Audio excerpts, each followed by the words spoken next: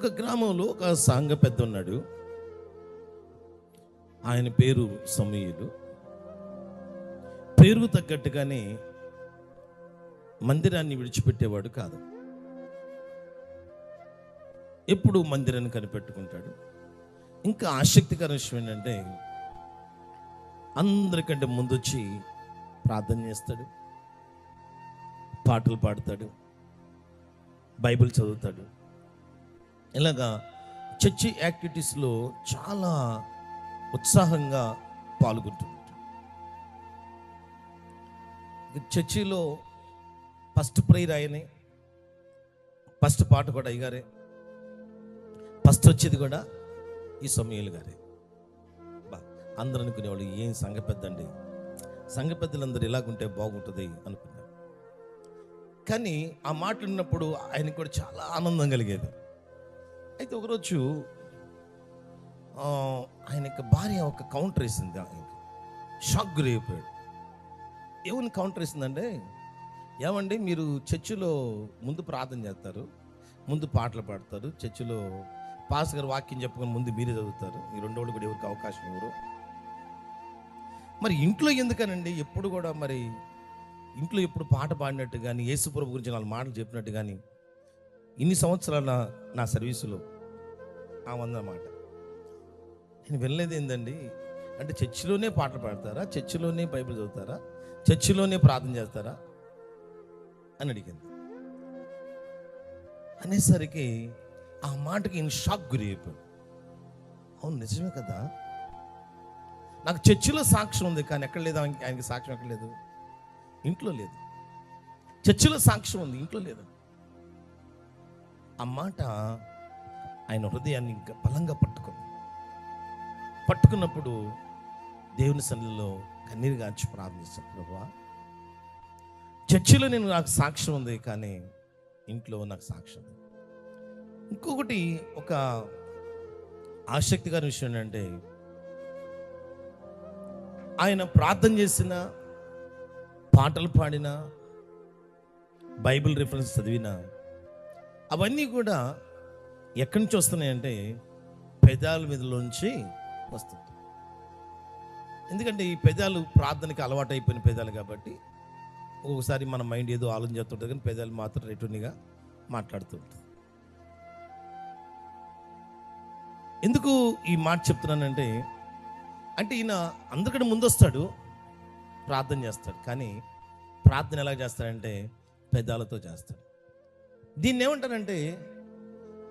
ఏమంటారంటే సాంప్రదాయబద్ధమైన భక్తి, అలవాటు అయిన భక్తి. దేవుడు అటువంటి భక్తిని కోరుకోవట్లేదు. దేవునికి కావలసింది ఏమిటి, ఎటువంటి భక్తిని దేవుడు కోరుకుంటున్నాడంటే, యెషయా ప్రవచన గ్రంథము 29వ అధ్యాయము 13వ వచనంలో ప్రభు ఈ మాట సెలవిచ్చారు. ప్రభు ఇలాగూ సెలవిచ్చుచున్నాడు. ఏమి చెప్తున్నాడు? ఈ ప్రజలు నోటి మాటతో నా యొద్దకు వచ్చుచున్నారు, పెదవులతో నన్ను కనపరుచున్నారు, కానీ తమ హృదయము నాకు దూరం చేసుకుని ఉన్నారు. వారు నా ఎడల చూపు భయభక్తులు మానవుల విధులను బట్టి.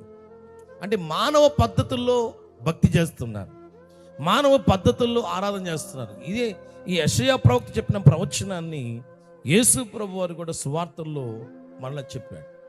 మత్తయి సువార్త 15వ అధ్యాయము 8-9 వచనాలు, మార్కు సువార్త 7వ అధ్యాయం 6-7 చదవద్దు, కానీ ఈ సందర్భాన్ని యేసు ప్రభు వారు గుర్తు చేసేవాడంటే మీ విషయంలో ప్రవక్త అయిన యెషయా చెప్పినది నిజమే అన్న. ఈరోజు మనం ఒక ప్రశ్న వేసుకోవాలి. ఇప్పటి వరకు మీరు ప్రార్థన చేసుకుండొచ్చు, పాటలు పాడుండొచ్చు, బైబిల్ చదివి ఉండొచ్చు.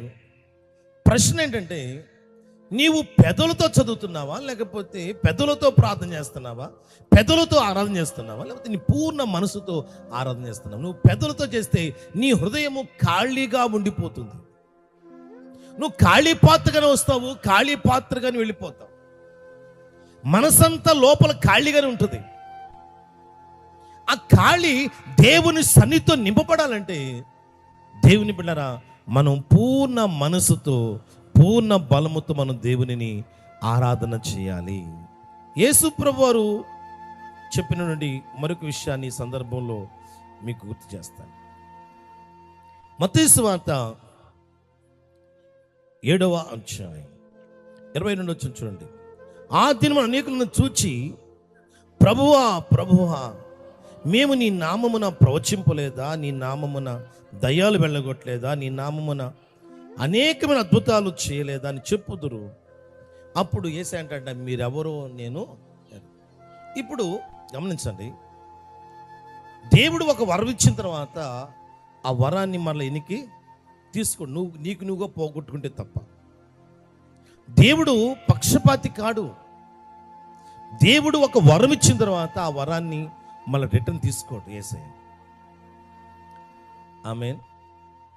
స్వస్థపరిచే వరం ఇచ్చాడు, దయ్యాలు వెళ్ళగొట్టే వరం ఇచ్చాడు. దేవుడు కొన్ని వరాలు ఇచ్చిన తర్వాత కొన్నిసార్లు దేవుని పిల్లలు ఆ వరాల వల్లనే మోసపోతూ ఉంటారు. ఎందుకంటే అతను ప్రార్థన చేయగానే దయ్యం వెళ్ళిపోద్ది, దేవుడు నాతో ఉన్నాడు కదా అనుకుంటాడు,